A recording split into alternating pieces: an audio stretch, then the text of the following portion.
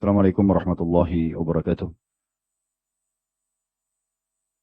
Alhamdulillah, selalu saja lisan kita memuji Sang Pencipta Allah atas segala nikmat yang dilimpahkan kepada kita. Dan setiap mukmin sangat yakin bahwasanya kalimat Alhamdulillah adalah kalimat penghubung antara dia dengan Tuhannya. Dan kalimat ini telah dijadikan oleh Allah Subhanahu wa taala sebagai kalimat syukur, berterima kasih.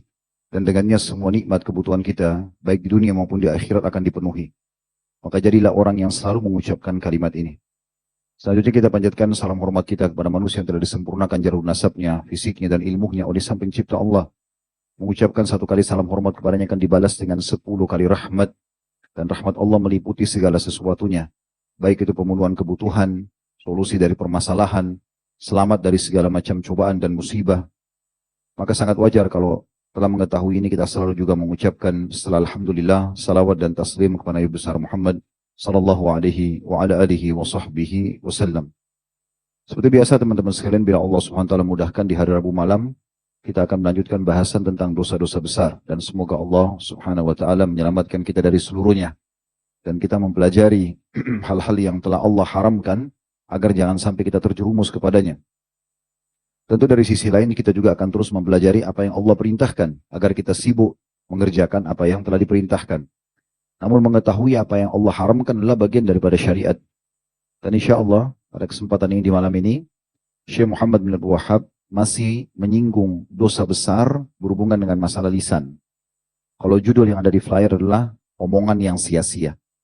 Kalau bahasa yang sering kita ucapin sekarang adalah omong kosong. Banyak orang tidak mengetahui dan tidak menyadari kalau ternyata omong kosong itu hal yang tidak ada manfaatnya, sia-sia. Baik itu mengulang-ulangi kisah yang tidak bermanfaat, atau berbicara sesuatu yang tidak jelas, hanya untuk menjadikan sebagai bahan pembicaraan, atau membuat orang lain tertawa, bagian daripada dosa. Karena seorang mukmin tidak ada waktu bagi dia untuk menggunakan lisannya pada hal yang sia-sia. Jelas sekali hadis Nabi SAW, Man kana yu'minu billahi wal yawmil akhir falyakul khairan, ini khairan di garis bawahi, aw liyasmut. Siapa yang mengaku beriman kepada Allah dan hari akhir, berharap balasan nanti di akhirat, masuk ke surga, selamat dari neraka, maka dia hanya mengucapkan yang baik saja. Enggak ada pilihan lain.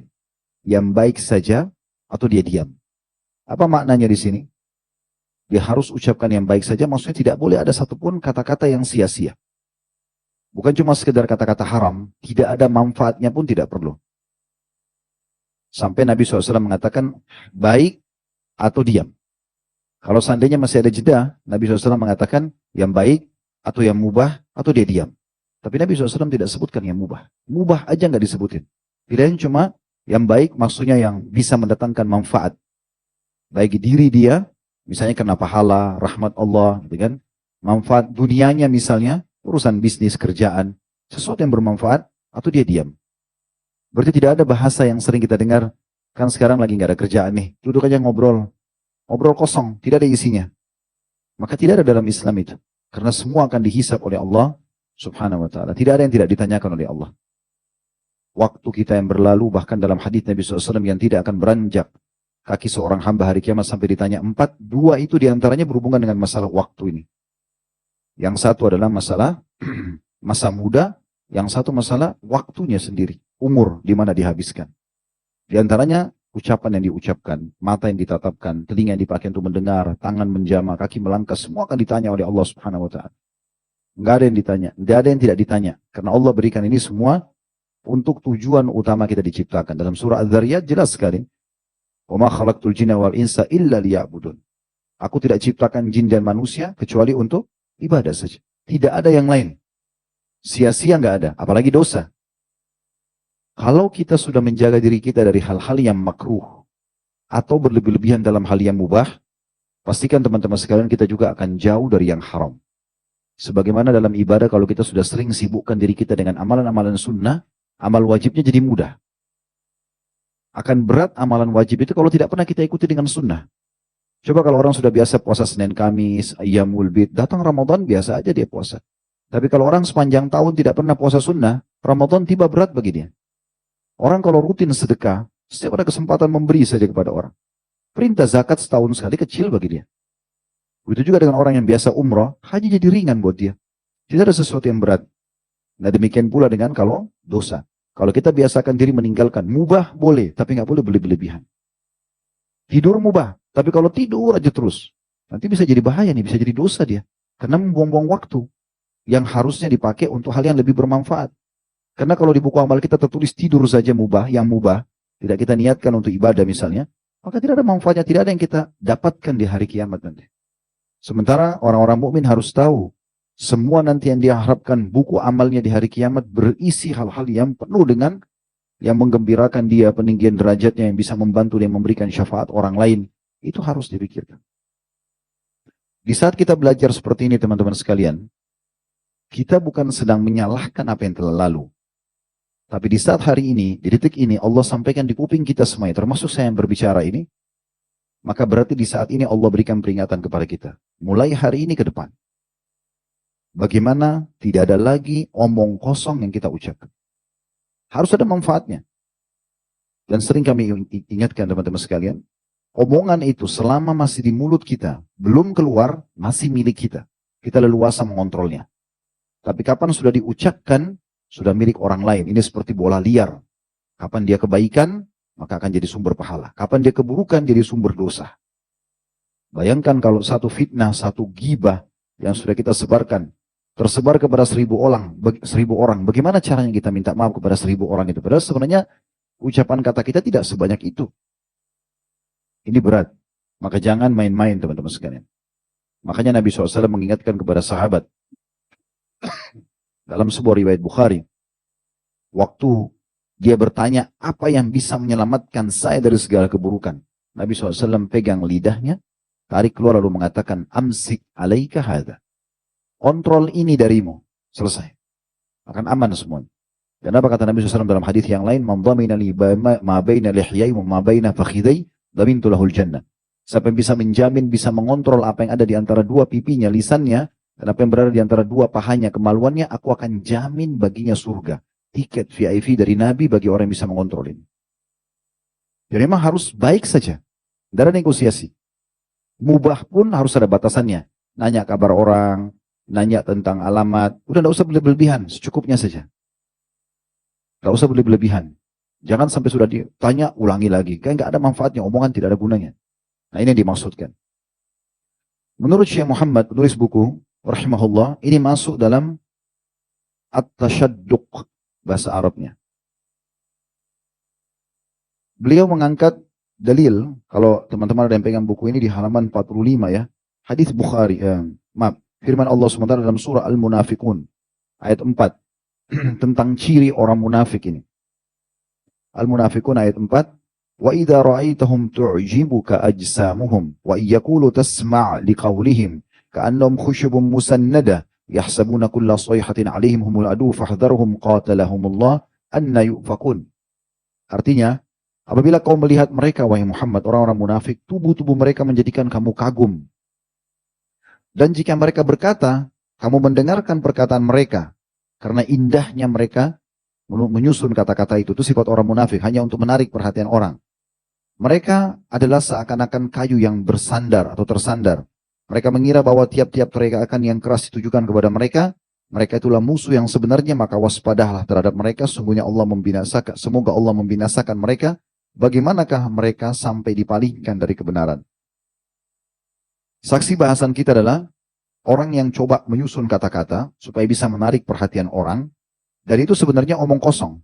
Beda kalau orang menyampaikan sebuah materi pengajian, guru ngajar materi ya, di sekolah, dosen di kampus, memang dia harus menggunakan retorika yang tepat supaya orang tertarik untuk bisa mendengarkan dan mudah difahami.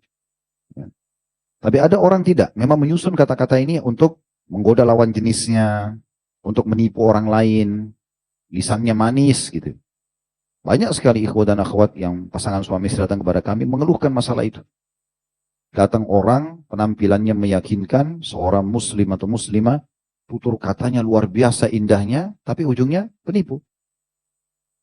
Udah, itu kesimpulan terakhirnya. Orang ini ditipu, sampai awalnya dianggap seperti keluarga, datang bergabung di rumah, dan segala macam hal, ujungnya ditipu. Karena memang menggunakan lisannya itu. Dan diangkat selanjutnya riwayat Ibnu Umar radhiyallahu anhu secara marfu, hadis riwayat Bukhari nomor 5146, inna minal bayani la sihra. Sesungguhnya di antara penjelasan itu ada seperti sejenis sihir, bisa mempengaruhi orang. Sebenarnya tujuannya hanya untuk membuat cerita bohong. Beda kalau orang menyampaikan kebenaran dan Allah berikan taufik di lisannya, itu lain. Tapi kalau orang ini cuma mengambil hati orang lain, tujuannya untuk buruk, untuk menipu, untuk bermaksiat, untuk meraih hati pasangannya, lawan jenisnya, untuk melakukan kemaksiatan, maka ini yang dimaksud. Ya. Juga Ibnu Umar secara marfu yang diriwayatkan oleh Tirmidzi, diangkat selanjutnya oleh beliau, innallaha yabghadul baligha minar rijali alladhi yatakhallalu bilisani kama tatakhallalul baqarah.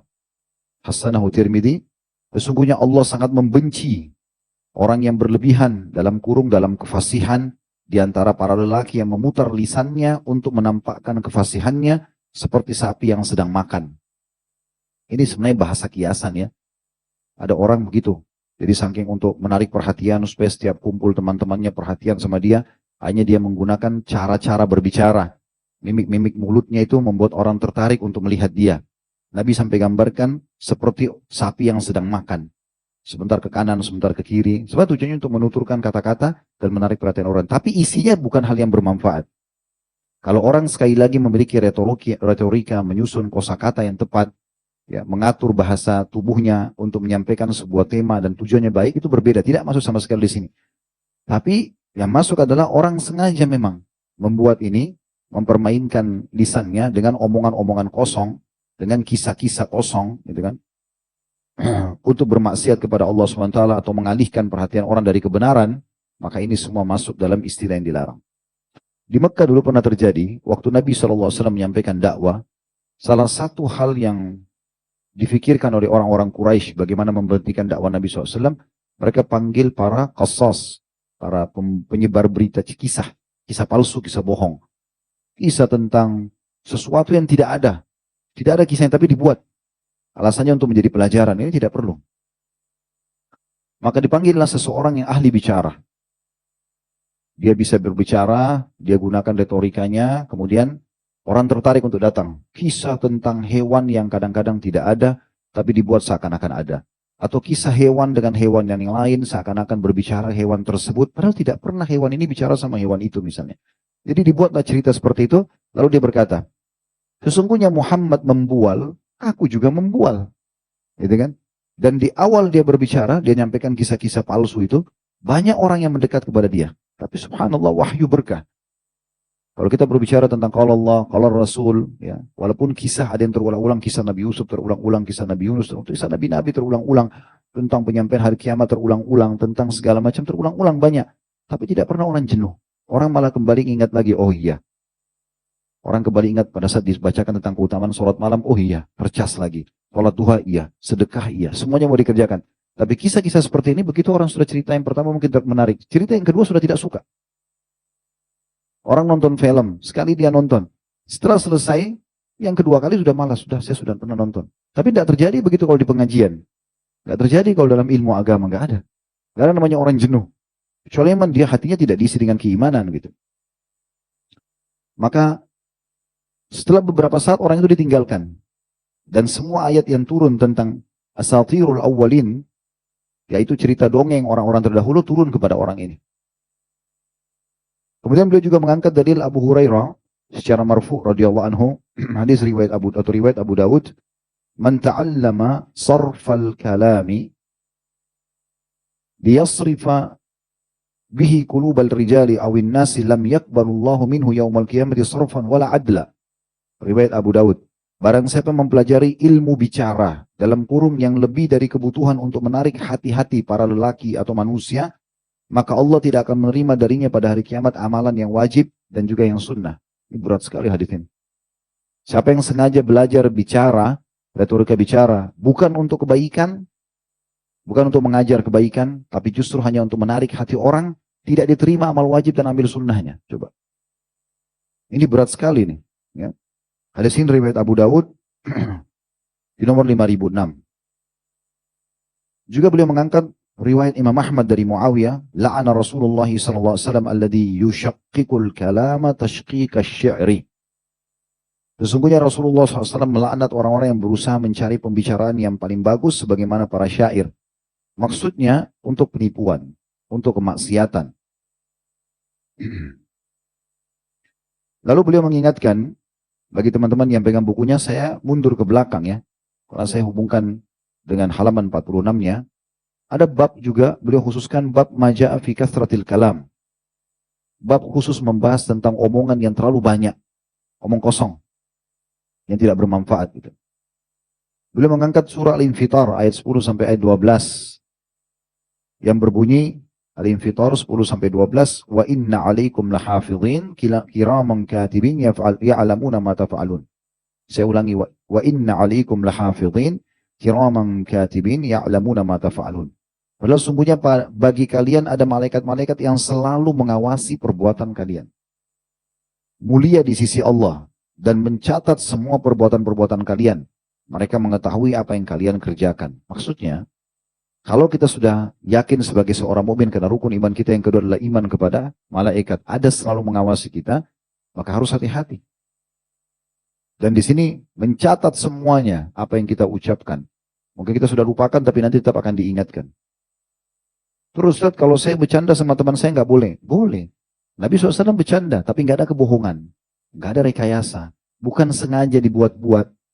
Kalau sesuatu memang lucu disampaikan, ya sudah. Orang ketawa apa adanya gitu. Bukan karena dikarang gitu. Bukan karena omong kosong. Bukan sengaja.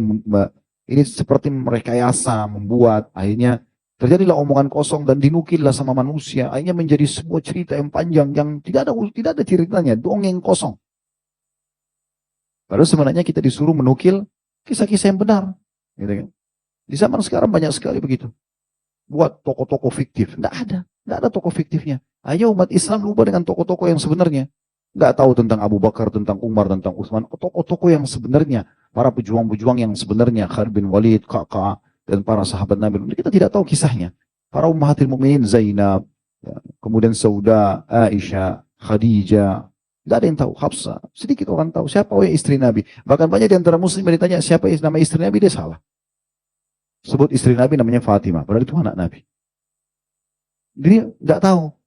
Kalau ditanya tentang si fulana yang terkenal di media sekarang, atau yang terkenal dengan produknya, dihafal semua. Bahkan warna kesukaannya pun diketahui. Hilang semua informasi yang sebenarnya. Jadi kita nggak tahu kenapa di masa ini lebih suka dengan hal-hal yang fiktif, atau mungkin cuma kemasan sedikit dengan sesuatu yang asli kita lupain gitu. Yang kita butuhkan. Kemudian beliau mengangkat riwayat Al-Mughirah bin Syu'bah radhiyallahu anhu secara marfu'. Ini disebutkan oleh Bukhari dan Muslim. Bukhari nomor 5975 dan Muslim 593. Inna Allah harrama alaikum uquqal ummahat wa wa'dal banat wa man'an wa had wa kariha lakum qila wa qal wa kathratas su'al wa idha'atil mal. Sesungguhnya Allah mengharamkan atas kalian durhaka kepada para ibu. Jelas ini, nggak boleh durhaka sama orang tua. Kemudian mengubur anak perempuan hidup-hidup. Ini kebiasaan orang tradisi Quraisy dulu. Sebagian besar mereka malu kalau punya anak perempuan. Karena mereka pikir tidak bisa jadi pejuang, tidak bisa membawa nama, tidak bisa jadi kepala suku. Jadi banyak mengubur anaknya. Yang ketiga, perbuatan menghalangi perkara yang dia diperintahkan untuk diberikan dan meminta perkara yang tidak dia berhak mengambilnya. Maksudnya di sini adalah mereka menipu, kesimpulannya. Kemudian juga yang keempat adalah dan Allah benci. Masuk dalam makna potong hadis pertama, sesungguhnya Allah mengharamkan. Di sini juga Allah benci sama, Allah tidak bolehkan. Adalah bagi kalian katanya. Katanya si fulan, kata orang itu, saya dengar seperti ini, padahal tidak ada manfaatnya. Dalam kurung tenggelam dalam kabar manusia. Dan juga yang terakhir, banyak bertanya dan menyia-nyiakan harta. Saksi bahasan kita adalah dari dua potongan yang terakhir, ya, yaitu dan Allah sangat membenci bagi kalian, tanda kutip, katanya, titik-titik, katanya. Qila wa qal itu. Ya. Atau dalam kurun tenggelam dalam kabar-kabar manusia. Tidak ada kejelasan. Kalaupun kita harus dengar satu kisah tentang tangga kita, satu kali cukup. 7 kali diulangi, 8 kali diulangi, apa gunanya? Itu terus yang terulang. Ada orang berteman sudah 30 tahun, 40 tahun, kisahnya itu aja terus. Temannya sudah hafal kalau disampaikan. Untuk apa diulangi gitu? Coba sesuatu yang baru, masih banyak yang baru yang bisa bermanfaat. Dan juga di sini dikatakan dan banyak bertanya. Maksudnya bertanya pada hal yang tidak bermanfaat. Setiap ketemu orang semuanya ditanya. Dari kepala rambut orang itu sampai kakinya. Kenapa sisir begini, bajunya merek apa, sepatunya merek apa. Apa manfaatnya? Kalau ada keperluan tidak masalah. Kita kebetulan lihat bajunya bagus, pengen beli yang sama. Tidak masalah. Dan sebatas tanya saja. Bajunya beli di mana bagus ya sudah. Tidak usah satu baju itu dijadi bicara 1 jam. Ya. Jadi bahan pembicaraan. Hanya satu model. Untuk apa nih? Buang-buang waktu untuk apa? Tidak ada waktu untuk itu gitu. Harus semuanya manfaat. Minimal mubah pun tadi saya bilang tidak boleh berlebihan. Kemudian yang terakhir beliau angkat dalil riwayat Jabir radhiyallahu anhu secara marfu dan dihasankan oleh Tirmidzi, juga dihasankan oleh Syekh Albani. Kata Nabi, ini marfu maksudnya sampai kepada Nabi SAW ya. Inna min ahabbikum ilayya wa aqrabikum minni majlisan yawmal qiyamah ahsanukum akhlaqa. Kata Nabi SAW, termasuk orang yang paling aku sukai dan aku cintai dan paling dekat kepadaku nanti majlisnya di hari kiamat adalah orang yang paling baik akhlaknya. Sebaliknya, kata Nabi SAW, wa inna abghadakum ilayya wa ab'adakum minni majlisan yawmal qiyamah thartharuna wal mutasyaddiquna wal mutafayhikun. Dan sebaliknya orang yang paling aku benci. Jadi Nabi SAW tidak suka orang-orang ini. Dan yang paling jauh kedudukannya atau majlisnya dariku pada hari kiamat adalah at-thartharun, dalam kurung orang yang banyak bicara dengan memberat-beratkan diri dan keluar dari kebenaran. Al-mutasyaddiqun,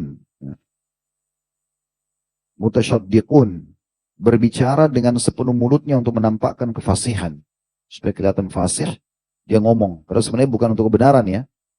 Kemudian al-mutafayhikun, maksudnya orang yang melebarkan pembicaraannya dan suka membuka mulutnya berlebihan. Ini sampai seperti itu Nabi sebutkan. Ini orang yang paling Nabi benci. Sebenarnya kesimpulan semua adalah omong kosong. Itu banyak ngomong yang tidak ada manfaatnya, walaupun retorikanya bagus.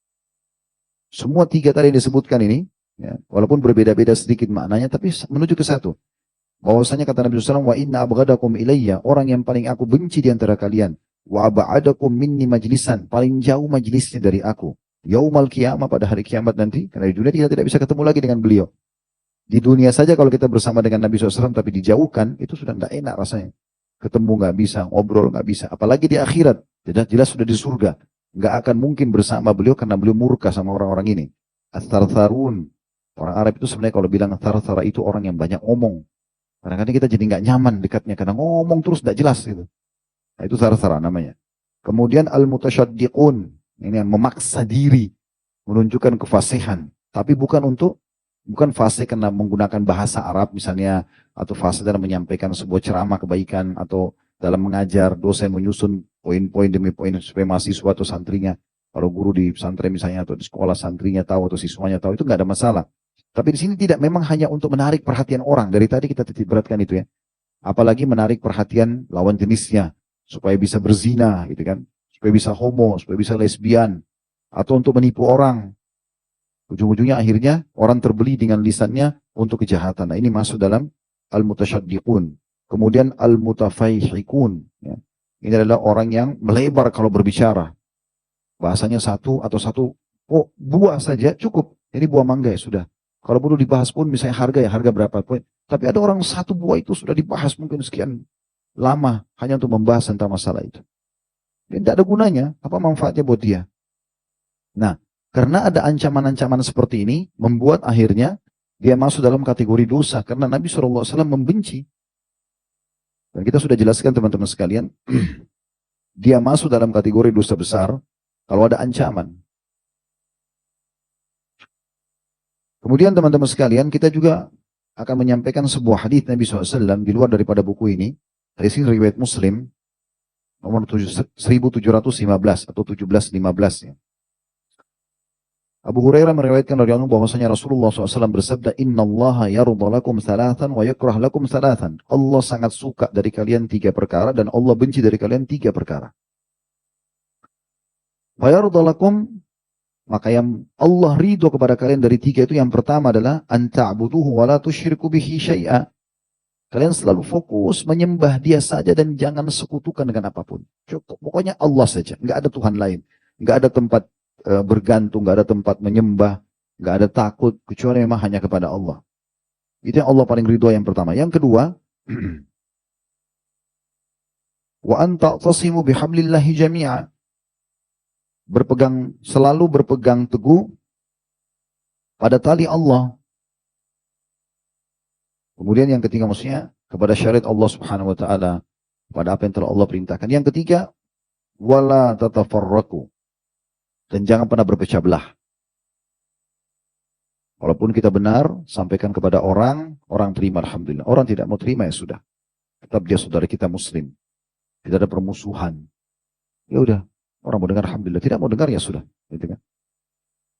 Kemudian dikatakan wa yakrah lakum, dan Allah sangat benci dari kalian 3 hal. Yang pertama adalah qila wa qal. Yang dibenci pertama adalah menceritakan sesuatu yang tidak jelas sumbernya. Ini terjemahan lain dari kata-kata qila wa qal. Kalau tadi kan katanya, kata orang, saya dengar begini. Semua yang didengar semua disampaikan. Dan ini bahaya. Karena Nabi SAW mengatakan cukup sangat besar dosa seseorang kalau dia menyampaikan semua yang dia dengar tanpa dia pastikan itu benar atau tidak. Sehingga kita bisa dengar, karena kita kan tidak bisa tutup kuping di setiap saat jalan di mana-mana. Yang penting jangan diucapkan. Kontrol dulu sebelum kita ucapkan. Allah berikan kita 2 kuping dan 1 lisan supaya lebih banyak dengar daripada ucap. Banyak orang semua yang didengar langsung diucapin. Kemudian yang kedua, wa kasratus su'al, dan banyak bertanya, tapi bukan pada kebenaran. Bertanya pun di majelis ilmu memang karena tidak tahu. Jadi kita bertanya. Kalau enggak usah bertanya. Enggak perlu tunjukin ke orang lain kalau kita hebat. Kalau sebagian orang begitu, bertanya hanya untuk nunjukin ke teman-temannya, itu pertanyaan saya itu. Supaya dia dibilang hebat. Terus dipuji sama orang. Habis itu kalau dipuji tambah gemuk, tambah gagah, tambah pintar, tambah bodoh malah. Karena dia jadi bodoh kalau tidak dipuji sama orang, jadi jengkel sendiri kan, jadi bodoh. Untuk apa? Gitu. Kemudian yang ketiga, wa idha'atul mal, membuang-buang harta. Kita mau inti beratkan tentang masalah qil wa qal. Tadi yang katanya, atau perkataan yang tidak jelas sumbernya, tidak ada manfaatnya. Ini omong kosong ini. Ibnu Battal berkata, menukil dari Imam Malik rahimahumullah semuanya, wa huwa al-iktharu minal kalami wal irjaf. Banyak bicara dan suka menyebarkan berita yang membuat orang ketakutan. Atau orang kagum. Supaya orang kagum dengan dia. Seakan-akan dia sumber utama. Gitu kan. Padahal informasinya belum tentu benar gitu. Nahwa qaulun nas, atau nahwu qaulun nas. Seperti perkataan orang, si fulan memberi ini dan tidak mendapatkan ini. A'ta fulana kada wa mana'a fulana kada. Bahwasanya seperti perkataan orang yang dinukil, si fulan telah memberi dan si fulan telah tidak menahan ini atau tidak memberi. Wal khawdu fi ma la ya'ni, dan juga menceburkan diri pada sesuatu yang tidak bermanfaat. Ini syarah Ibnu Battal di jilid 12 halaman 48. Ini beliau merincikan tentang masalah itu. Jadi kalau kita tangkap semua ini, berpusat kita tadi, omongan sia-sia atau omong kosong itu. Ibnu Hajar juga menyebutkan dalam Fathul Bari, di jilid 11 halaman 306 sampai 307, tentang qil wa qal, perkataan omong kosong sia-sia itu, hikayatun aqawilun nas wal bahthi anha. Menceritakan perkataan orang yang banyak lalu sibuk membahas terus itu. Kalau bahas ayat Allah tentang sabda Rasulullah SAW atau sesuatu yang bermanfaat paling tidak gitu kan. Kalaupun tadi orang harus ketawa-ketawa dengan kisah yang benar gitu ya. Beliau mengatakan hikayatu aqawilun nas wal bahthi anha. Makna daripada sesuatu yang Allah benci tadi, qil wa qal, perkataan katanya ya, atau ilmu perkataan yang tidak ada dasarnya gitu kan. Itu menceritakan perkataan orang yang banyak lalu sibuk membahasnya. Kama yuqal, ya, seperti kalau dikatakan qala fulan kada wa qila anhu kada mimma yakrahu hikayatahu anhu. Misalnya dia mengatakan si fulan berkata seperti ini dan si fulan berkata seperti itu dan sebenarnya tidak disukai. Yang sebenarnya itu tidak disukai juga oleh orang yang diceritakan sebagai bahan cerita. Itu penjelasan Ibnu Hajar tentang masalah omong kosong itu tadi. Kemudian Imam Nawawi rahimahullah menjelaskan dalam Syarah Sahih Muslim jadi 12 halaman 11, al-khawdu fi akhbarin nas. Yang dimaksud dengan yang Allah benci qil wa qal, katanya tadi itu, yang dimaksud adalah menceburkan diri dalam berita-berita yang dibicarakan oleh banyak orang. Wa hikayat ma la ya'ni min ahwalihim wa tasarrufatihim. Dan hal-hal yang banyak dinukil dan dibicarakan mengenai aktivitas dan gerak-gerik orang lain. Padahal sebenarnya tidak bermanfaat bagi dia. Banyak orang begitu datang mencari tahu tentang apa saja berhubungan dengan orang tersebut. Padahal sebenarnya belum tidak ada manfaatnya untuk dinukil. Kosong, nggak ada gunanya. Ya. Dan di sini diingatkan bagaimana seorang muslim harus hati-hati. Karena kata Nabi SAW, min husni Islam, tarku ma la ya'ni. Di antara tanda-tanda kebaikan seorang muslim adalah meninggalkan apa yang tidak bermanfaat. Jadi sebenarnya bertolak belakang sekali perintah Nabi dengan apa yang banyak orang lakukan. Sibuk menukil informasi tentang manusia, tentang fulan, tentang fulan.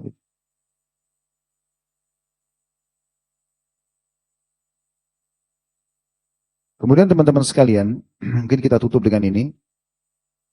Di bab yang sebelumnya lagi, saya gabungkan menjadi satu semuanya ini, bab tahdzir min syarril lisan. Di halaman 42. Masih berhubungan dengan masalah ini. Beliau mengatakan bab peringatan dari kejelekan lisan. Kalau beliau ini sebenarnya menjadikan ini dosa besar yang berpisah semua ya. Tapi ini saya satukan karena saya melihat ini semua kayak satu bahasan gitu. Maka beliau mengangkat dalam surah Al-Furqan ayat 63 tentang ibadur Rahman, hamba-hamba Allah yang terpuji. Wa ibadur rahmanil ladina yamshuna 'alal ardi hauna wa idza khatabahumul jahiluna qalu salama. Dan hamba-hamba Allah yang Maha Penyayang ialah orang-orang yang berjalan di atas bumi dengan rendah hati. Dan apabila orang-orang bodoh berbicara pada mereka, mereka mengucapkan kata-kata yang baik. Makna orang-orang bodoh berbicara kepada mereka dan mereka mengucapkan kata-kata baik adalah kalau diajak, salah satu maknanya, kalau diajak untuk omong kosong, dia nggak mau. Ada manfaatnya nggak? Ayo kita kumpul sini yuk. Apa ada yang mau dibicarakan? Temanya apa nih? Oh enggak, cuma kumpul-kumpul aja. Oh maaf, saya kalau kumpul-kumpul aja saya nggak ikut. Ada manfaat apa? Ada sesuatu apa di situ? Kalau cuma datang kumpul, akhirnya berkumpul lagi dengan lawan jenis, duduk ngobrol-ngobrol, jadi dosa.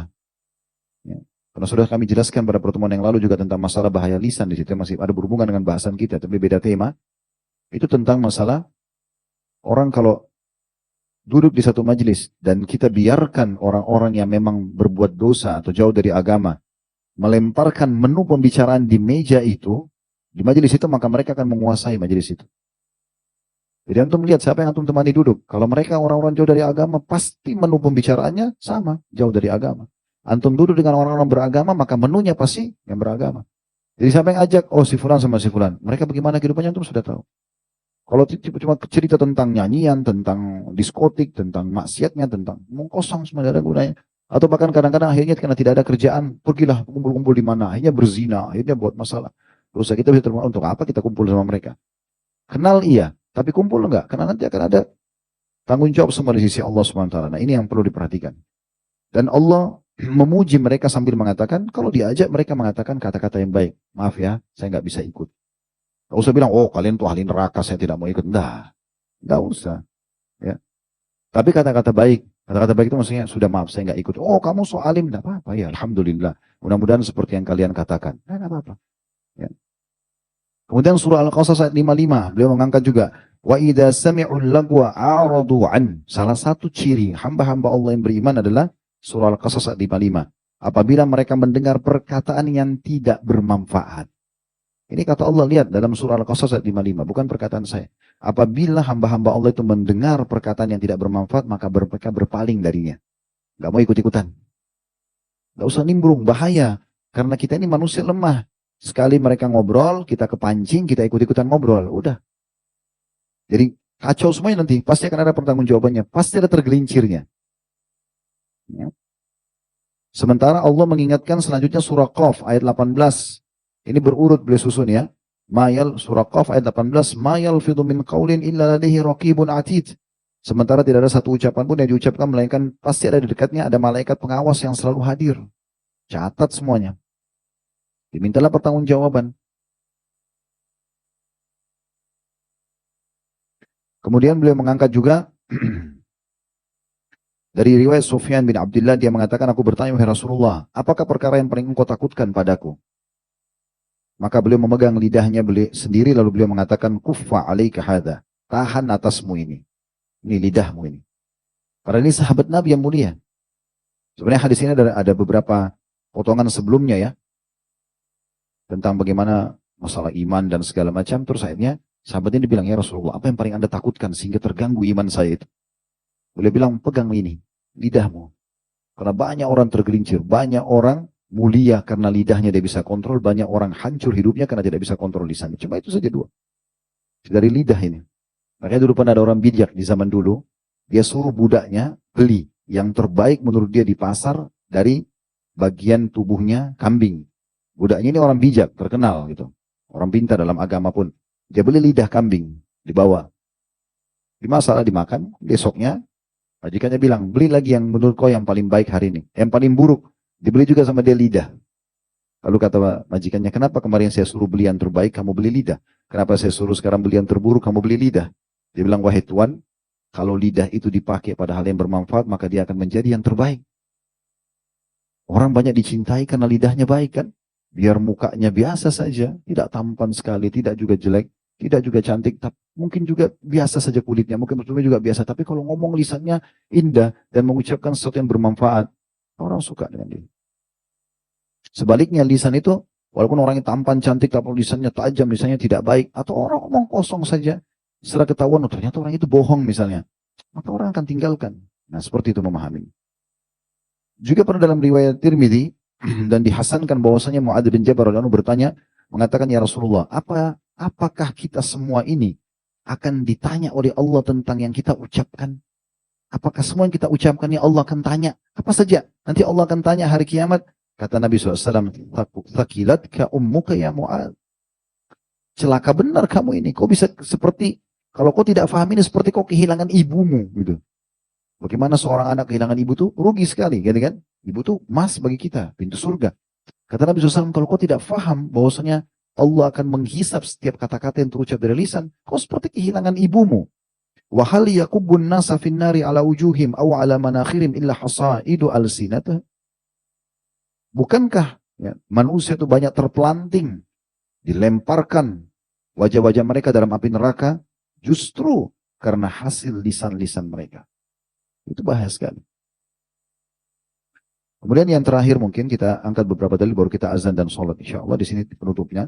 Hadits riwayat Tirmidzi dari Abu Sa'id Al-Khudri radhiyallahu anhu secara marfu mengatakan idza asba ibnu Adam fa innal a'dha'a kullaha tukaffirul lisan.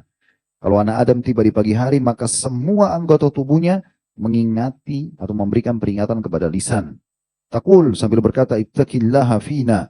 Bertakwa hai kau. Jadi tangan kita, kaki kita, kemaluan, semua ini mata bicara sama lisan. Bagaimana kita nggak tahu, tapi Nabi sudah kasih bocorannya dalam hadis sahih ini. Semua akan berkata pada lisan, bertakwa kepada Allah kepada kami, fa innama nahnu bika, karena sungguhnya kami ini bergantung dari perbuatanmu. Bermula dari kamu hai lisan. In istaqamta istaqamna. Kalau kau lurus, kami lurus. Wa ini wajajta wajajna. Kalau kau sudah mulai menyimpang, kami pasti akan ikut semuanya. Hadits ini riwayatkan Tirmidzi dan dihasankan oleh Syekh Albani. Juga hadits Abu Hurairah secara marfu. Innal abda la yatakallamu bil kalimati ma yatabayyanu fiha. Sesungguhnya seorang hamba berbicara dengan satu kalimat yang dia tidak mau memperhatikannya. Enggak apa-apa gitu, anggap remeh ya. Yazillu biha finnari abada mimma baina masyriqi wal maghrib. Tapi dengan kata itu justru dia jatuh ke dalam neraka lebih jauh daripada jarak timur dan barat. Perhatikan Nabi SAW menyebutkan satu kalimat. Innal abda la yatakallamu bil kalimah. Satu kalimat. Perhatikan ancamannya. Kata Nabi SAW, seseorang bisa mengucapkan satu kalimat, dia tidak mau peduli. Nah, nggak apa-apalah, dianggap remeh gitu.